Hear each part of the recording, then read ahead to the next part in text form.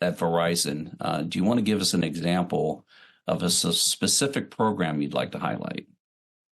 So we kind of got some specific programs we're working on, but in terms of like the broader part of the programs we've been supporting, right, is they've got, a lot of agencies have come to us and said, hey, tell us what we need to do to get started with Zero Trust. I mean, I'm referencing a specific state local customer right now, but this has been just broad across all the different agencies.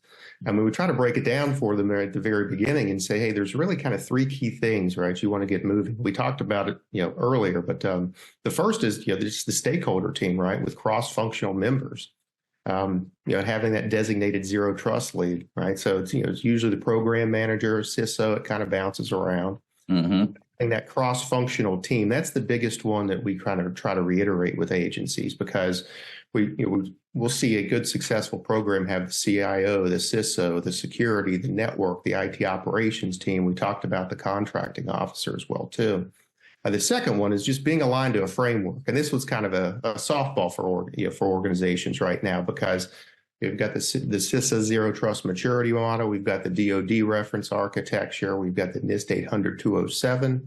But what's been interesting about just on the alignment of frameworks is once an agency kind of sees those pillars and then the capabilities that map to them, right, they start asking questions about, how does knocking out one of these capabilities in these pillars have an impact across all the different pillars?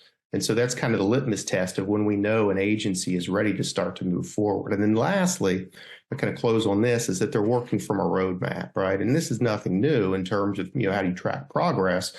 But in this instance, right, we're saying we're, letting agencies know that if you want to actually be able to show success in this in the early stages, is always have something in your hip pocket that's in a presentable format and be able to actually show it in some kind of, it's a very simple view.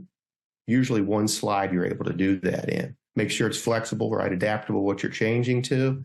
And then the last part, this is probably one of the most important parts, right, is we help them understand that you need to align your vision to budgetary cycles as well too, even if it's notionally, right? So you can get all of this stuff on paper, have a great architecture in play, be able to communicate that progress, but make sure you also understand how that aligns up with your budgetary cycles as well.